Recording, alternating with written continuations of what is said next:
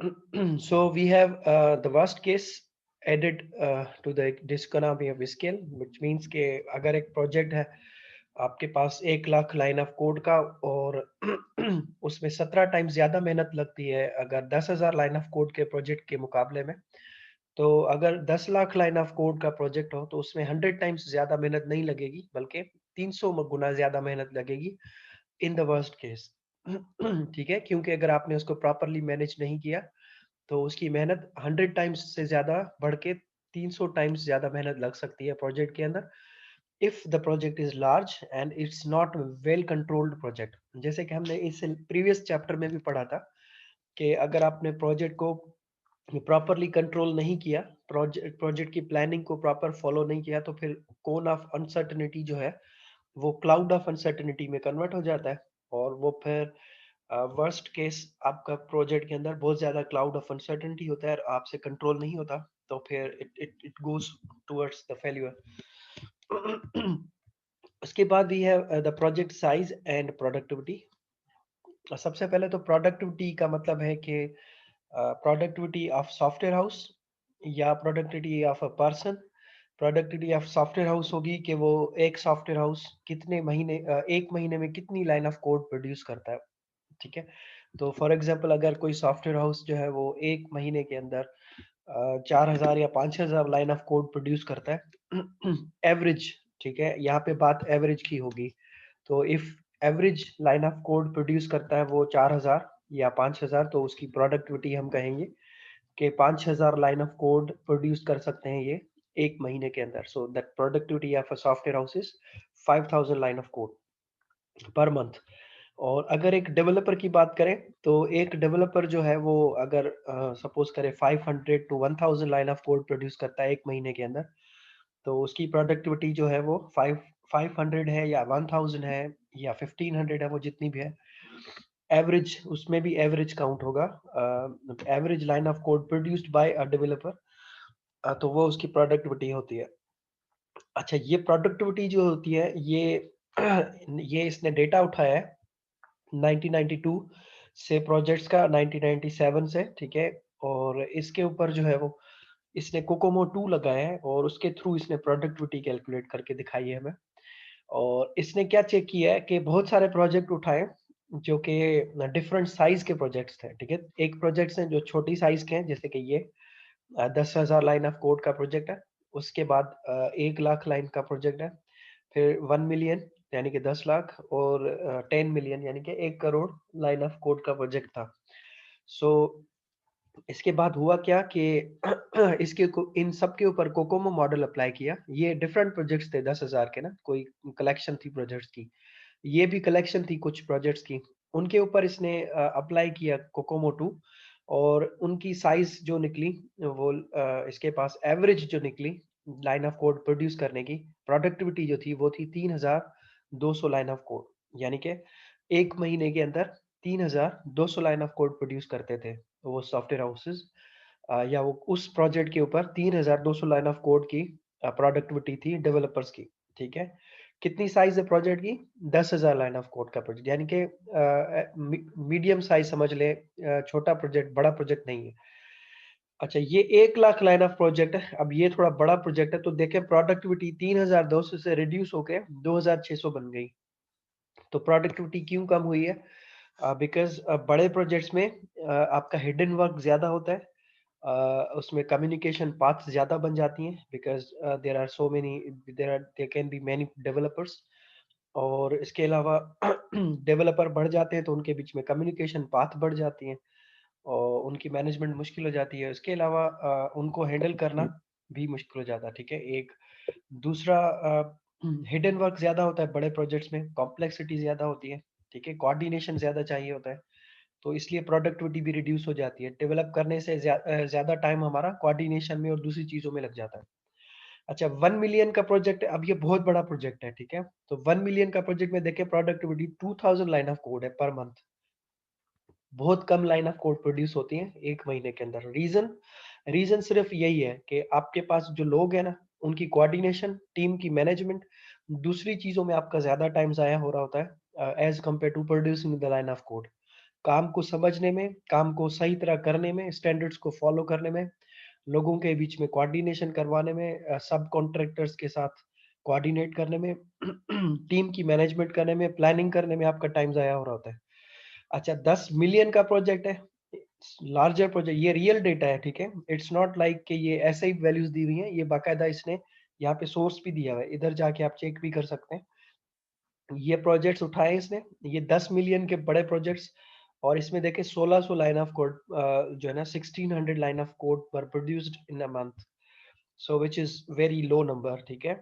तो रीजन इसका सिर्फ इतना है कि जितना बड़ा प्रोजेक्ट आप करेंगे ना, उतनी कम्युनिकेशन पाथ बढ़ती जाएंगी, क्योंकि टीम बढ़ती जाएगी और कॉम्प्लेक्सिटी इंक्रीज होगी, तो आपकी जो लाइन ऑफ कोड प्रोड्यूस करने की कैपेसिटी है वो भी डिक्रीज होती जाएगी। सो ये रियल डेटा है, रियल फैक्ट्स है। तो सबसे बड़ा इन्फ्लुएंस है in the estimation, if the size is increasing in the software engineering, if the size increases, तो आपके पास जो कॉस्ट ऑफ द प्रोजेक्ट है, that the productivity will reduce, ठीक है? Communication path will increase, team size will increase, तो उनके बीच में coordination में ज्यादा मेहनत करनी पड़ेगी, ठीक है? सो ये एक इन्फ्लुएंस ये है कि आपकी साइज जो है वो इससे क्या फर्क पड़ता है। सो यहाँ पे लिखा है, don't assume that the effort scales up linearly as project size does, effort scales up exponentially. जो अभी मैं बता रहा था कि हमें ऐसा लगता है कि प्रोजेक्ट की जो साइज है वो अगर बढ़ेगी तो लीनियरली इंक्रीज होगी उसकी एफर्ट, लेकिन जब आप उसकी साइज इंक्रीज करेंगे तो प्रोजेक्ट की जो एफर्ट है, बनाने की जो एफर्ट है, यानी कि उसको डेवलप करने की जो एफर्ट है, that will increase exponentially, it won't increase linearly but exponentially. जो अभी मैं डायग्राम भी दिखा रहा था आपको, दिस वन, ये एक्सपोनेंशियल ग्रोथ है, ठीक है? एकदम से वैल्यू बढ़ जाएगी। उसके बाद डिसइकोनॉमी स्केल का एक एक अच्छी चीज है डिसइकोनॉमी स्केल की, और एक बुरी चीज भी है इसकी डिसइकोनॉमी स्केल। दो चीजें इसमें बताएंगे, ठीक है? एक ये कहता है bad and good part of diseconomy scale. इसकी एक अच्छी चीज है, वो बताता हूँ कौन सी चीज अच्छी है इसमें, और बुरी चीज भी इसमें है, वो कौन सी है वो भी मैं आपको बताता हूँ। सो इसमें ये कहता है, if you have a new project of fairly larger size than the previous one, cannot calculate effort using ratio effort of the previous estimation। तो कहता है कि अगर आपके पास एक प्रोजेक्ट है, वो आपने किया है, और अब जो नया प्रोजेक्ट है वो उससे थोड़ा बड़ा प्रोजेक्ट है, तो ऐसा आप नहीं कर सकते कि रेशो बेस्ड एस्टिमेशन कर ले।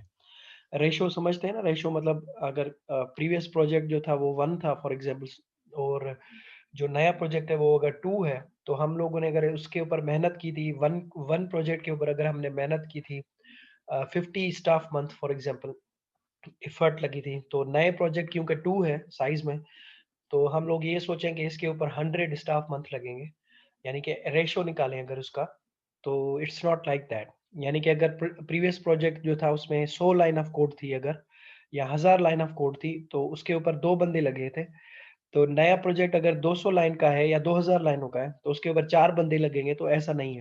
कहता है ऐसा आप कर नहीं सकते, ये इसका बेड पार्ट है, ठीक है? So there is no any simple, यहाँ पे पढ़ते हैं, कहता है there is no any simple technique in the art of estimation that will account for significant differences in the size of two project. तो कहता है ऐसी कोई सिंपल टेक्निक मौजूद नहीं है कि जिसके थ्रू आप कैलकुलेशन कर सकें कि दो डिफरेंट प्रोजेक्ट्स के बीच में जो है वो एस्टिमेशन कर सकें, क्योंकि प्रोजेक्ट डिफरेंट है तो उनकी साइज भी डिफरेंट होगी और उनकी एस्टिमेशन भी डिफरेंट होगी, ठीक है? सेम तरह के प्रोजेक्ट नहीं है, तो अगर डिफरेंट प्रोजेक्ट है तो there will be different estimation, different output आएगा, डिफरेंट उनकी लाइन ऑफ कोड होगी, और उस पे स्टाफ मंथ एफर्ट भी डिफरेंट ही लगेगी।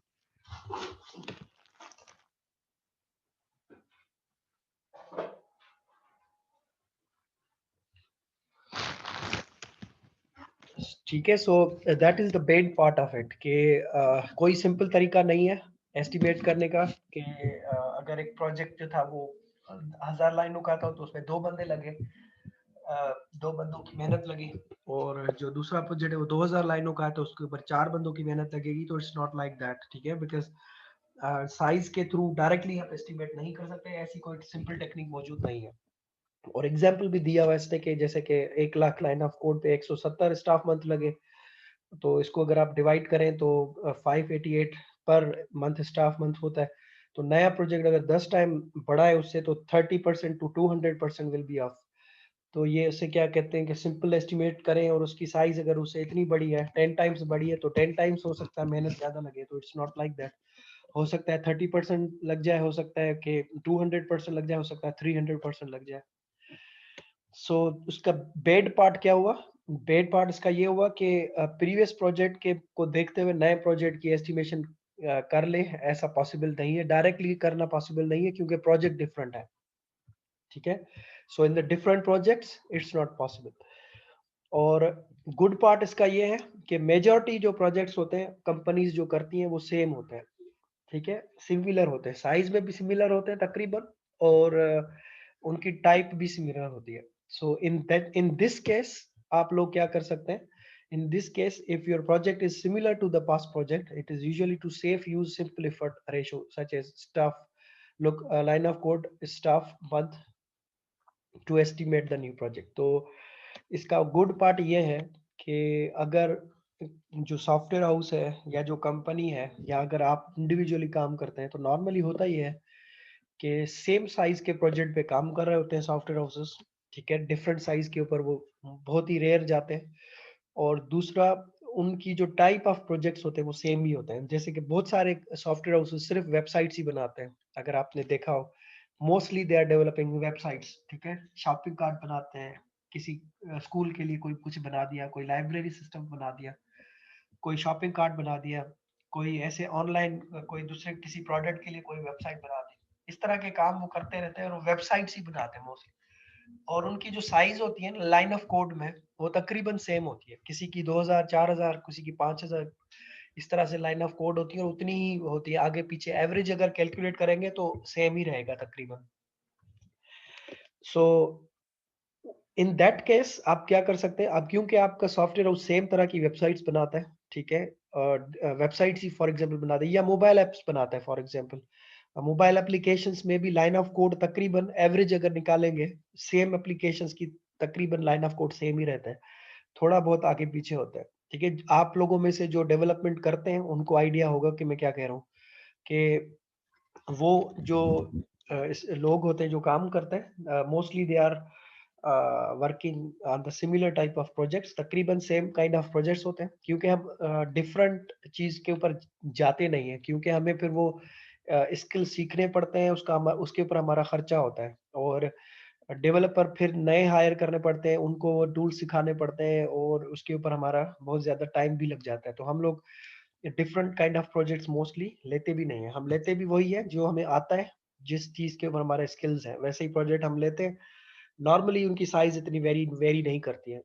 तो उस केस में इसकी अच्छी चीज ये है, the good part of diseconomy of scale is के आप रेशो बेस्ड एस्टिमेशन कर सकते हैं इन दैट केस, कि अगर आपके पास प्रोजेक्ट की टाइप सेम है, टाइप का मतलब है कि वो वेबसाइट है, या वो मोबाइल एप्लीकेशंस है, या वो डेस्कटॉप एप्लीकेशंस है, या किस तरह किस डोमेन के लिए आप बना रहे हैं, अगर वो सेम है। और दूसरा, उसकी साइज अगर एवरेज साइज जो है वो सिमिलर है to previous project, past project से अगर सिमिलर है, तो फिर आप रेशो बेस्ड एस्टिमेट करें, आपका आंसर सही होगा। यानी कि अगर अगर प्रोजेक्ट की नेचर भी सेम है, ठीक है, और साइज भी सेम है, उसके बाद एक प्रीवियस प्रोजेक्ट जो था वो अगर सपोज करें 1000 लाइनों का था, नया प्रोजेक्ट आपका 2000 लाइनों का है, तो आप रेशियो बेस्ड एस्टिमेशन कर लें, आपके पास सही जवाब आएगा, ठीक है, उसकी एक्यूरेसी काफी हद तक सही होगी। सो that is the good part of this economy of scale.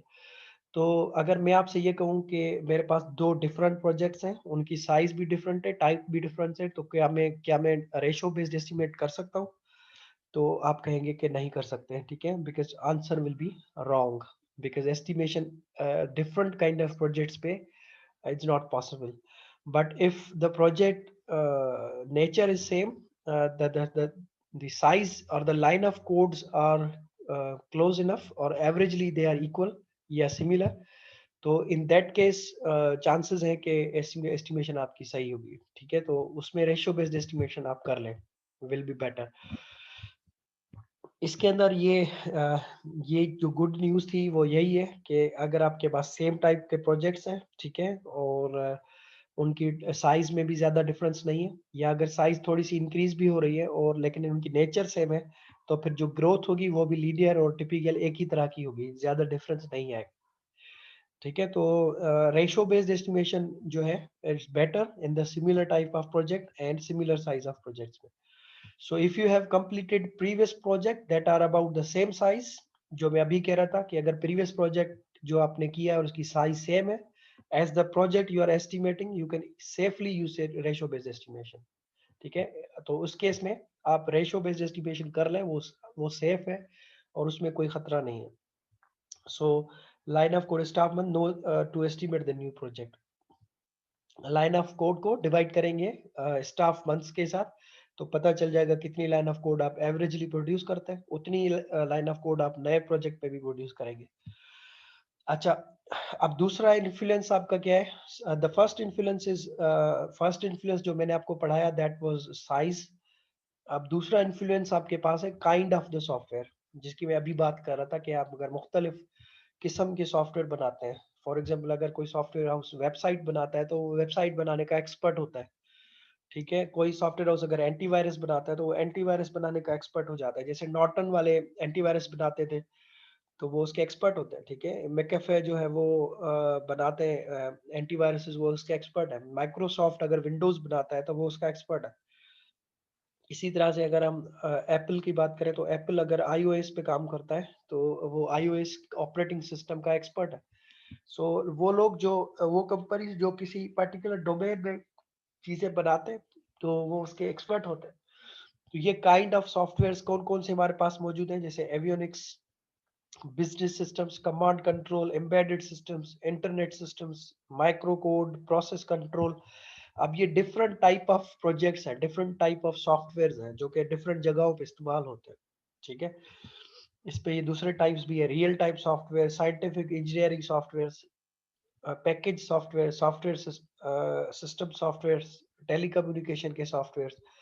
अब ये जो सॉफ्टवेयर्स हैं इनके अंदर ये लिखा है ब्रैकेट में, जो लिखा है ये एवरेज लाइन ऑफ कोड लिखा है कि कितनी लाइन ऑफ कोड एवरेजली आप प्रोड्यूस करते हैं, ठीक है। ऊपर पढ़ेंगे तो लिखा है line of code staff month low to high nominal, यानी कि ज्यादा से ज्यादा लाइन ऑफ कोड आप इतनी प्रोड्यूस करते हैं 200 फॉर एग्जांपल, ठीक है। और प्रोजेक्ट की साइज कितनी है? 10,000 लाइन ऑफ कोड, ये साइज भी लिखी हुई है यहाँ पे, ठीक है। और जित अगर वो साइज ऑफ प्रोजेक्ट ढाई ढाई लाख लाइन ऑफ कोड है, यानी कि 2,50,000 लाइन ऑफ कोड, तो आपकी जो एवरेज प्रोडक्टिविटी है या एवरेज लाइन ऑफ कोड है वो देखें कितनी है, 200 से रिड्यूस होके 40 बन गई। और वो किस तरह के projects? Avionics type of projects, ठीक है। बिजनेस सिस्टम्स वो सिस्टम्स होते हैं, बिजनेस सिस्टम्स के भी जो प्रोजेक्ट्स हैं उसके अंदर देखें तो ये वो as compared to avionics easy होते हैं। तो इसके अंदर 3,000 लाइन ऑफ कोड प्रोड्यूस होती है पर मंथ, 10,000 के जो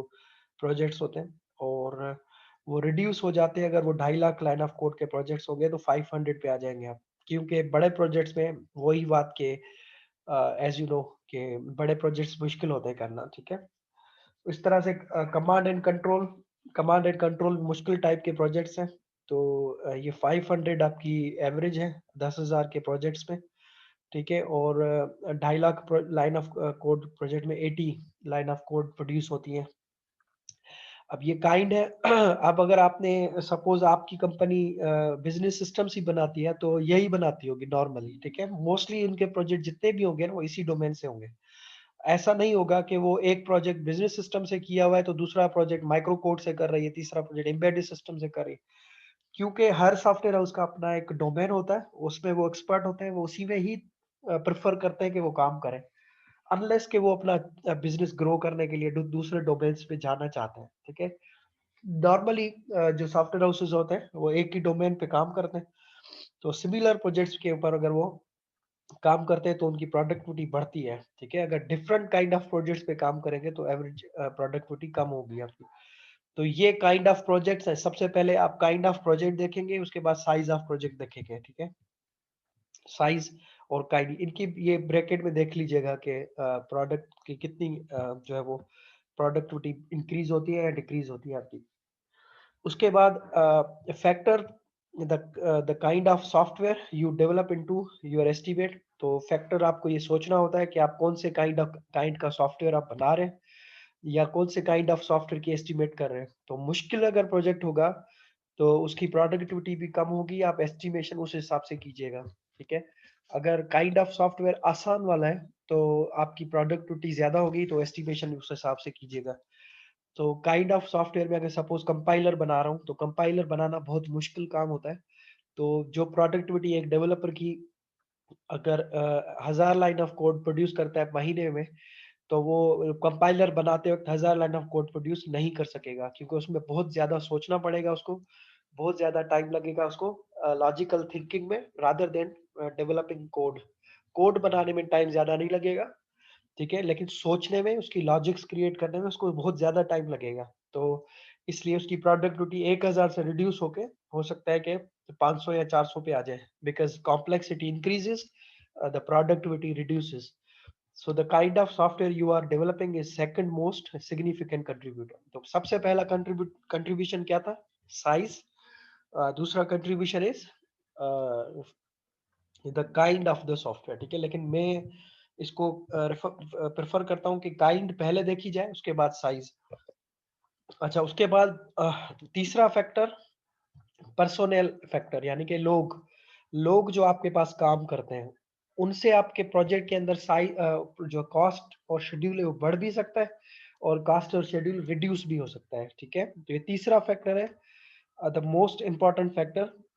साइज, साइज के बाद काइंड, काइंड के बाद पर्सनल। अब पर्सनल में कौन कौन से लोग होते हैं, जैसे कि एनालिस्ट, ये आपके पास कोकोमो मॉडल में भी थे, अगर आपने इन फैक्टर्स को ये देखा हो तो एनालिस्ट भी था, प्रोग्रामर भी होते हैं, personal continuity, application experience, language और टूल्स का एक्सपीरियंस, प्लेटफॉर्म का एक्सपीरियंस, टीम की कोहेजन। तो ये वो फैक्टर्स है, कोकोमो 2 के अंदर है ये।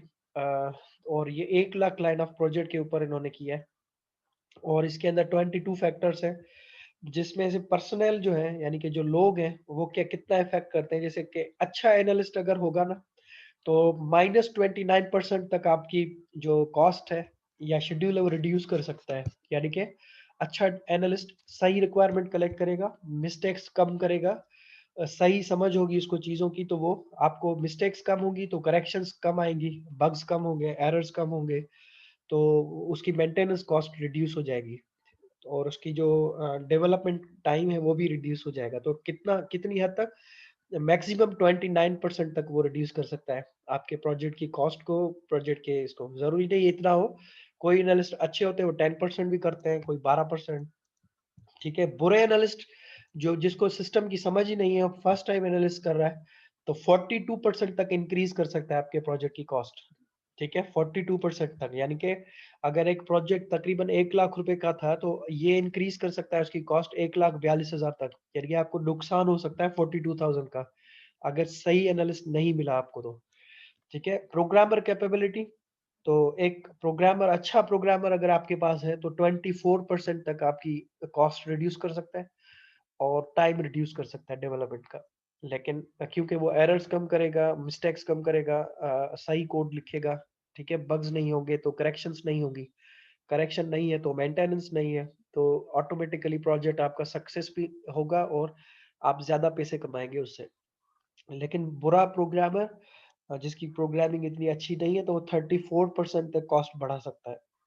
तो ये लोग हैं जिनका आपको यू हैव टू थिंक, और लोगों के ऊपर भी आपकी स्ट्रेंथ और वीकनेसेस का ख्याल रखना होगा कि कितने आपके पास अच्छे प्रोग्रामर्स, अच्छे एनालिस्ट हैं। तो एस्टिमेशन करते वक्त इनको भी यू हैव टू एनालाइज कि मेरे पास लोग कौन से हैं और उनके स्किल्स कितने हैं। अगर लोग मेरे पास हैं लेकिन उनके स्किल्स नहीं है, तो फिर एस्टिमेशन चाहे कितनी भी अच्छी कर लो, अल्टीमेटली आपको नुकसान ही होगा। ठीक है, तो ये थर्ड मोस्ट इंपॉर्टेंट फैक्टर है। उसके बाद फोर्थ, चौथा फैक्टर, वो है प्रोग्रामिंग लैंग्वेज। कौन सी लैंग्वेज इस्तेमाल कर रहे हो कोडिंग करने के लिए, that is also the factor जो कि आपकी एस्टिमेशन को इफेक्ट करेगा। ठीक है, तो अगर आप कोई पुरानी लैंग्वेज इस्तेमाल करोगे, जैसे सी लैंग्वेज, तो इसमें बहुत सारा कोड लिखना पड़ता है, बहुत ज्यादा, हर चीज को खुद बनाना पड़ता है। ठीक है, तो इस टेबल के अंदर कंपैरिजन दिया हुआ है कि कितनी लाइन ऑफ कोड आपको प्रोड्यूस करनी पड़ती है, लिखनी पड़ती है एज कंपेयर टू सी। तो सी लैंग्वेज को सी से कंपेयर करें तो एक लाइन इस लैंग्वेज में और एक लाइन सी लैंग्वेज में इक्वल टू 1 है। ठीक है, सी शार्प के अंदर आपको एक लाइन लिखनी पड़ती है, वो सी लैंग्वेज के अंदर 2.5 लाइन ऑफ कोड के बराबर होता है, लेकिन 2.5 लाइन ऑफ कोड लिखनी पड़ती है। यानी कि अगर सी शार्प यूज करेंगे तो लाइन ऑफ कोड रिड्यूस हो जाएंगे आपके। सी प्लस प्लस में भी ये 2.5 है। कोबोल के अंदर ये आप एक लाइन लिखेंगे तो सी की लैंग्वेज के अंदर वो 1.5 लाइन ऑफ कोड के बराबर है, यानी कि आपकी कोबोल के अंदर जल्दी कोड हो जाएगा। फोर्ट्रॉन के अंदर एक लाइन बराबर है सी के 2 लाइनों के। ठीक है, जावा की एक लाइन बराबर है 2.5 line of code in C language. यानी कि सी के अंदर बहुत ज्यादा कोड लिखना पड़ता है, जावा में थोड़ा सा।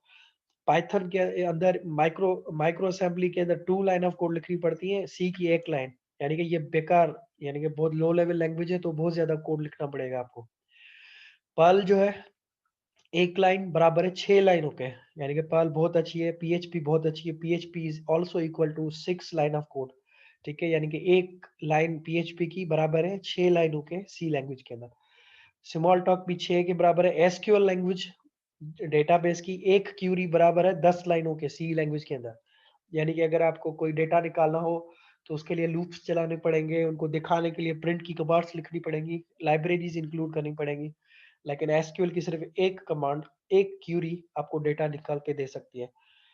विजुअल बेसिक की 4.5 line of code is C के अंदर, और एक line of code visual basic.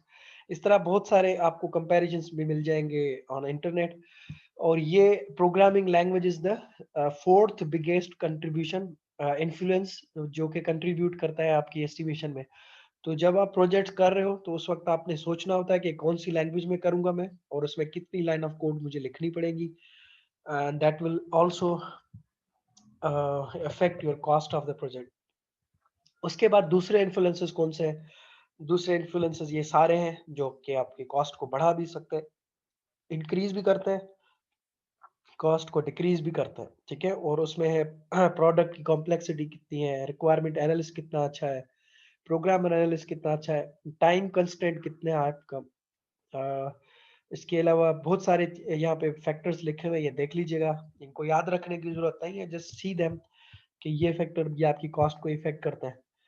ठीक है, ये बढ़ा भी सकते हैं कॉस्ट और कम भी कर सकते हैं। ये माइनस में इस तरफ लिखी जो वैल्यू है ये कम कर सकता है कॉस्ट को, और ये जो इधर इस तरफ लिखा है पॉजिटिव में वैल्यूज, तो ये इंक्रीज भी कर सकता है कॉस्ट को।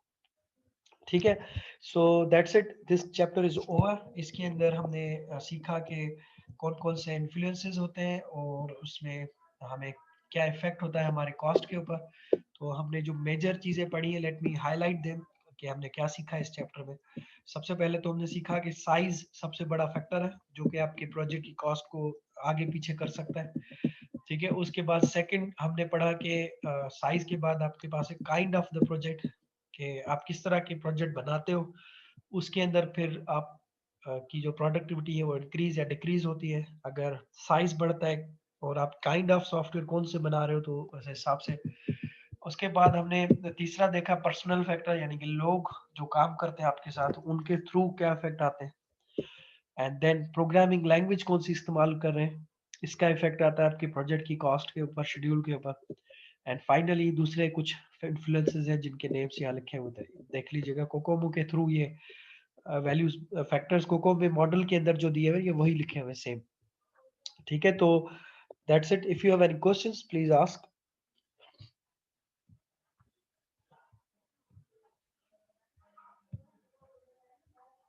सो क्वेश्चंस नहीं है? यस। अस्सलाम वालेकुम सर।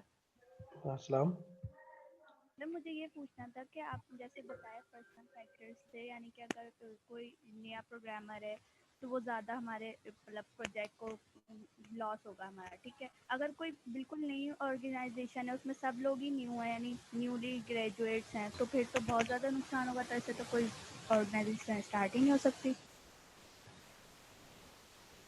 नहीं, स्टार्ट की बात नहीं है। असल में बात यह है कि अगर नया प्रोग्रामर है और सॉफ्टवेयर हाउस भी नया है तो उसमें अनसर्टिनिटी ज़्यादा होगी कि प्रोजेक्ट वो पूरा कर सकेंगे या नहीं कर सकेंगे। तो नॉर्मली होता ही है कि जो नई न्यू ऑर्गेनाइजेशंस होती हैं उसमें 1-2 तो सीनियर डेवलपर्स होते हैं, और दूसरा ये होता है कि अगर नहीं भी हैं तो वो फिर छोटे प्रोजेक्ट्स उठाते हैं, ठीक है? उनके अंदर फिर नो लॉस नो गेन वाली पॉलिसी होती है कि ठीक है चलो कुछ कमाया तो ठीक है, नहीं कमाया तो भी ठीक है, लेकिन एटलीस्ट एक्सपीरियंस तो हो गया हमारा।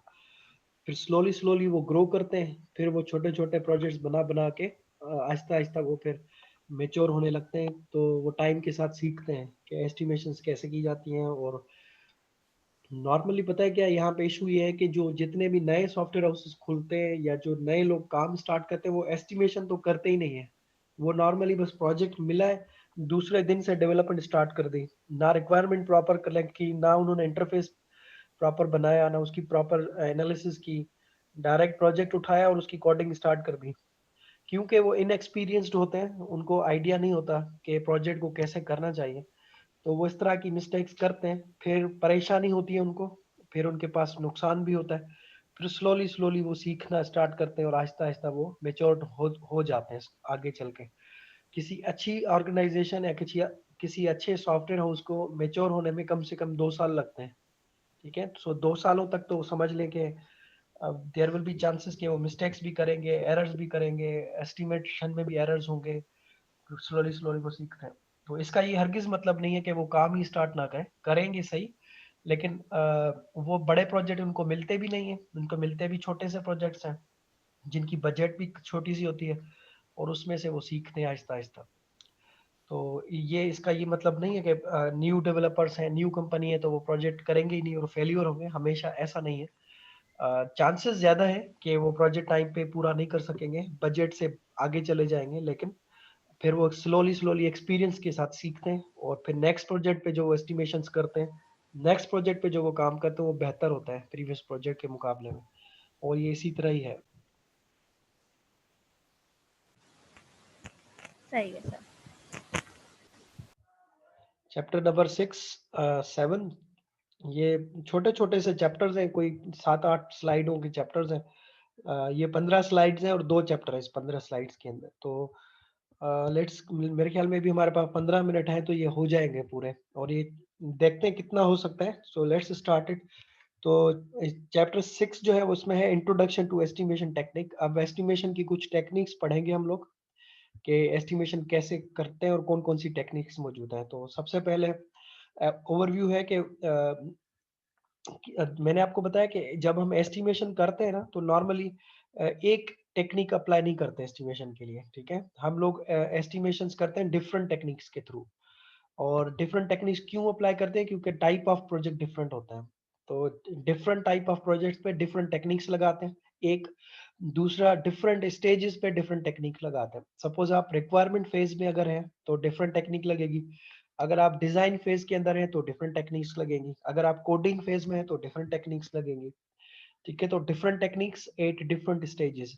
और दूसरा, अगर प्रोजेक्ट आपका वाटरफॉल मॉडल में बन रहा है फॉर एग्जांपल, यानी कि सीक्वेंशियल प्रोजेक्ट है, तो टेक्निक डिफरेंट होगी। अगर आपका प्रोजेक्ट स्पाइरल है, यानी कि उसके वर्जन्स बनने हैं, तो इन दैट केस आपकी जो टेक्निक्स होंगी वो डिफरेंट होंगी। तो डिफरेंट टाइप के प्रोजेक्ट्स के ऊपर डिफरेंट टेक्निक्स लगाते हैं, और एस्टिमेशन हम उस हिसाब से करते हैं। तो सब प्रोजेक्ट एक ही तरीके से एस्टिमेट करते हैं ऐसा नहीं है, ठीक है? तो ये चैप्टर उस बारे में है कि कौन से वो फेजेस हैं या कौन सी जगह है जहाँ पे आप डिफरेंट टेक्निक्स अप्लाई करते हैं। तो one important consideration for the use of estimation technique is to that different technique will apply in the different circumstances। तो मुख्तलिफ सर्कमस्टेंसेस में, डिफरेंट सर्कमस्टेंसेस में आप डिफरेंट टेक्निक्स अप्लाई करते हैं। तो अगर आप रिक्वायरमेंट फेज में हैं और आपके पास कंडीशन डिफरेंट है, तो आप कोई दूसरा टेक्निक लगा के एस्टिमेट करोगे, ठीक है? अगर आपके पास एस्टिमेशन, अगर आप डिजाइन फेज में चले गए हो या कोड फेज में चले गए हो, तो जो टेक्निक रिक्वायरमेंट फेज में लगाया था वो जरूरी नहीं है कि वो आपका डिजाइन फेज पे भी काम करे। तो technique will be different in the case of if you are in the different phase of the development। तो कंसीडरिंग, अब हम इस बात पे आते हैं कि अच्छा टेक्निक तो मौजूद है, तो कौन सी टेक्निक कब अप्लाई करनी चाहिए, ठीक है? सो सबसे पहले ये देखना होगा कि व्हाट इज बीइंग एस्टिमेटेड। तो हमें सबसे पहली चीज ये देखनी होगा हम एस्टिमेट कर क्या रहे हैं, ठीक है?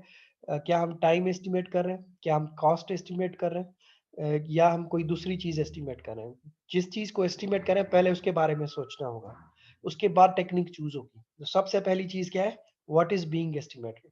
सम determine the features and then focus on estimating the schedule and the effort.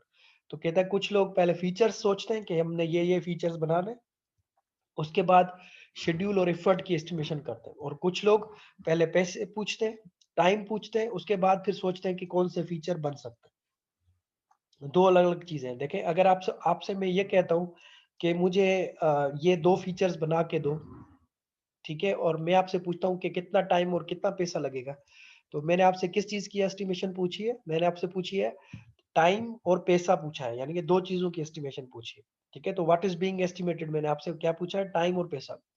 लेकिन अगर मैंने आपको पैसा और टाइम पहले बता दिया, मैंने आपको कहा कि मेरे पास 2 महीने हैं और मैं आपको 50,000 दे सकता हूँ मैक्सिमम, तो मैंने आपसे एस्टिमेशन क्या पूछा है अब मैंने आपसे पूछा है कि मुझे बताओ कि कितना सॉफ्टवेयर या ये कौन कौन से फीचर्स सॉफ्टवेयर के बना के दे सकते हो। तो अब मैं आपसे एस्टिमेशन पूछ रहा हूँ फीचर्स की। अब मैं आपसे कॉस्ट की और टाइम की, कॉस्ट और टाइम के बारे में नहीं पूछ रहा, वो तो मैंने आपको दे दिया है। मैं आपसे पूछ रहा हूँ फीचर्स के हवाले से कि कौन से फीचर्स बना के दोगे आप मुझे। ठीक है, सो ये चीज ध्यान में रखना कि जब भी आपसे एस्टिमेशन पूछी जाए तो सोचना होगा कि आपसे क्या पूछा जा रहा है, टाइम और पैसा या features. Second, size of the feature is the important. अभी जिसके ऊपर पूरा चैप्टर था, डिस्कस किया था कि आपने पहले ये सोचना है कि क्या एस्टिमेट करना है, और दूसरा ये देखना है कि साइज क्या है प्रोजेक्ट की।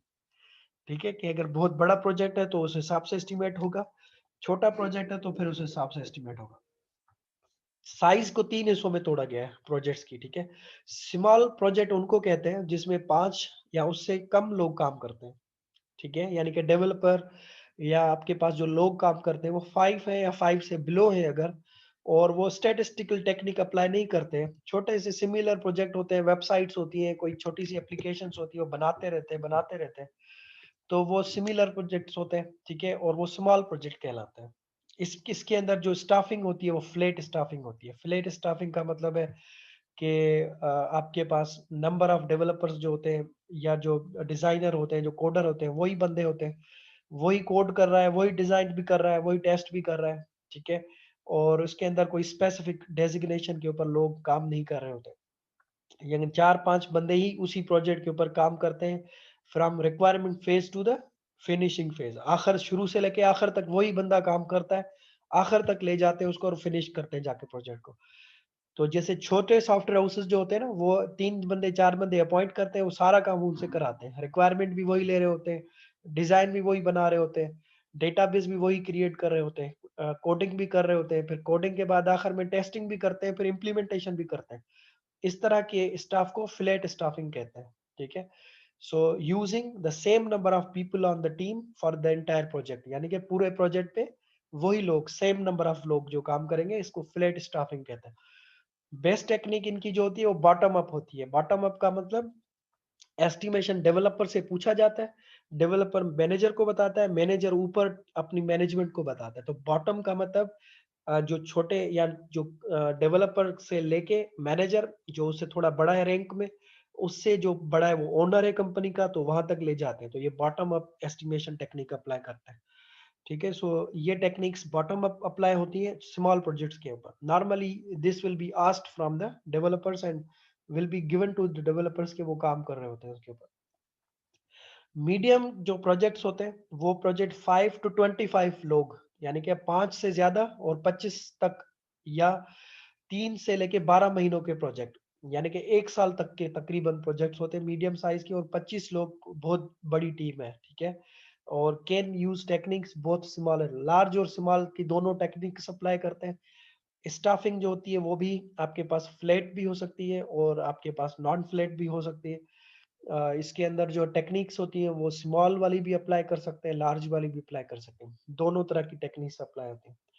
लार्ज जो प्रोजेक्ट होते हैं वो 25 लोगों से ज्यादा लोग, यानी कि इसके अंदर डेवलपर्स, डिजाइनर्स, प्रोग्रामर्स, टेस्टर्स, बहुत सारे लोग काम करते हैं, और 6 से 12 महीनों के प्रोजेक्ट हो सकते हैं, यानी कि कम से कम 6 महीने का प्रोजेक्ट होगा और ज्यादा से ज्यादा 12 या उससे ज्यादा भी प्रोजेक्ट हो सकता है, 2 साल का 3 साल का प्रोजेक्ट भी हो सकता है। अच्छा, शुरू में इसमें जो टॉप डाउन एस्टिमेशन टेक्निक होती है, टॉप डाउन का मतलब कि शुरू में ये आपका ओनर एस्टिमेट करेगा इसको, उसके बाद प्रोजेक्ट मैनेजर एस्टिमेट कर रहा होगा, फिर नीचे जाएंगे, फिर डेवलपर अपना एस्टिमेट दे रहे होते हैं। तो टॉप डाउन एस्टिमेट्स इसके अंदर करते हैं, और जो एक्चुअल बंदे जो काम कर रहे होते हैं, वो टीम के ऊपर वो 4 engineer for example, 25 developers, 8 tester, तो फ्लैट स्टाफिंग इसमें नहीं होती। यानी कि जब रिक्वायरमेंट कलेक्ट हो रही होगी तो हो सकता है उसमें सिर्फ 4 बंदे काम कर रहे हो, रिक्वायरमेंट कलेक्ट कर रहे हैं।